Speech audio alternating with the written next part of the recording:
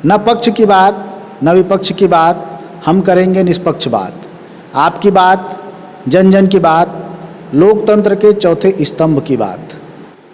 News 24 Chhattisgarh आपके लिए लेके आ रहा है समसामयिक मुद्दों पर एक विशेष प्रोग्राम मंथन। आज का मुद्दा है पत्रकार सुरक्षा कानून।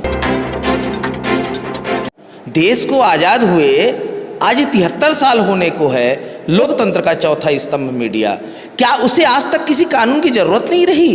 क्यों उपेक्षित रहा लोकतंत्र का यह चौथा स्तंभ? क्या हो रहे हैं इसके लिए नए प्रयास? क्या करने जा रही है छत्तीसगढ़ सरकार?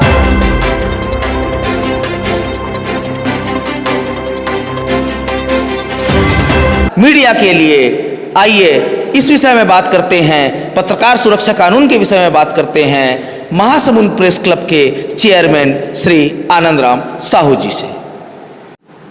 छत्तीसगढ़ देश का पहला राज्य है जहां पत्रकार सुरक्षा कानून जल्द लागू होने जा रहा है। इसके पहले महाराष्ट्र में पत्रकार सुरक्षा कानून बना था। 3 साल पहले विधानसभा में पारित भी हुआ, लेकिन अब तक लागू नहीं हो पाया है। 2 साल पहले 2018 के छत्तीसगढ़ विधानसभा चुनाव में कांग्रेस ने पत्रकार सुरक्षा कानून बनाने का वादा किया, घोषणा पत्र में इसे शामिल किया। छत्तीसगढ़ में स्पष्ट बहुमत की सरकार बनी। अब पत्रकारों का उत्पीड़न रोकने पत्रकार सुरक्षा कानून को अंतिम रूप दिया जा रहा है। कानून का प्रारूप बनकर तैयार है। इस पर सुझाव 10 अक्टूबर तक मंगाया गया है। तब इसके लागू होने पर मीडिया जगत की निगाहें टिकी हुई है। पत्रकार सुरक्षा कानून के मायने क्या हैं, वर्तमान परिवेश में यह कितना जरूरी है, इस पर हम आज चर्चा करने जा रहे हैं। जैसा कि हम सब जानते हैं, भारत विश्व का सबसे बड़ा लोकतांत्रिक देश है। भारतीय लोकतंत्र के 4 स्तंभ माने गए हैं, विधायिका, कार्यपालिका और न्यायपालिका। इन तीनों स्तंभों के लिए तो संविधान में कानूनी प्रावधान है, उन्हें संवैधानिक संरक्षण भी प्राप्त है। लेकिन चौथा स्तंभ मीडिया इनसे बिल्कुल अलग थलग है। मीडिया को संवैधानिक संरक्षण नहीं मिलने के पीछे यह तर्क दिया जाता है कि मीडिया को स्वतंत्र रखने के लिए ऐसा किया गया है, जिसे सत्य की कसौटी पर परखने की जरूरत है। निश्चय ही मीडिया लोकतंत्र का अघोषित चौथा स्तंभ है। पत्रकार तीनों स्तंभों पर बराबर नज़र रखता है, उन्हें आईना भी दिखाता है। कर्तव्य यही है कि लोकतंत्र का चेहरा कुरूप न होने पाए। जन सामान्य के संवैधानिक अधिकारों की रक्षा करने में मीडिया अहम भूमिका निभा रहा है। चुनौतियों से जूझ रहे मीडिया कर्मियों को संवैधानिक संरक्षण की दरकार है। बदली हुई वर्तमान परिस्थितियों में अब मीडिया से जुड़े हुए लोग स्वयं को असुरक्षित महसूस कर रहे हैं, आपराधिक षड्यंत्रों के शिकार हो रहे हैं। कानूनी संरक्षण नहीं मिलने से पत्रकार कर्तव्य पालन में असहाय होते जा रहे हैं। इस स्थिति में मीडिया कर्मियों की सुरक्षा के लिए पुख्ता कानून बनाया जाना वर्तमान समय की मांग है। छत्तीसगढ़ सरकार इस कानून का संशोधित प्रारूप में तैयार कर चुकी है। बहुत जल्द राजपत्र में प्रकाशन के साथ ही यह कानून अस्तित्व में आ जाएगा।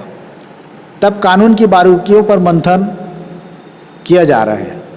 अभी होता यह है, किसी राजनीतिक षड्यंत्र का शिकार होने पर, आपराधिक हिंसा से पीड़ित होने पर, असामाजिक तत्वों से धमकी मिलने पर मीडिया कर्मी किसी प्रकार का कानूनी संरक्षण नहीं मिल पाता है।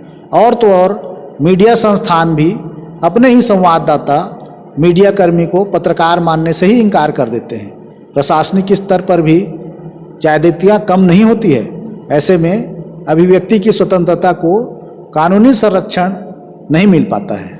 पत्रकारों को कानूनी संरक्षण प्रदान करने के लिए छत्तीसगढ़ सरकार की ओर से पहल की जा रही है।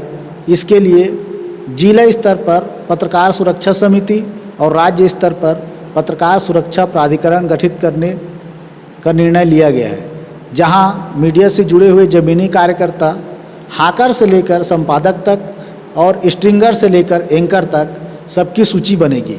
मीडिया में काम करने वाले सभी का बायोडाटा पंजीबद्ध रहेगा। इन पंजीकृत पत्रकारों को प्रताड़ना अथवा धमकी मिलने पर समिति और प्राधिकरण त्वरित संज्ञान लेकर सुरक्षा व्यवस्था का हर संभव प्रयास करेगी।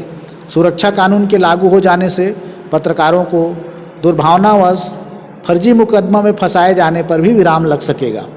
आए दिन मीडिया कर्मियों पर होने वाले हमलों पर इससे विराम लगने की उम्मीद की जा सकती है। सबसे बड़ी बात, पत्रकारों को इस कानून में आशा की एक नई किरण दिखाई दे रही है।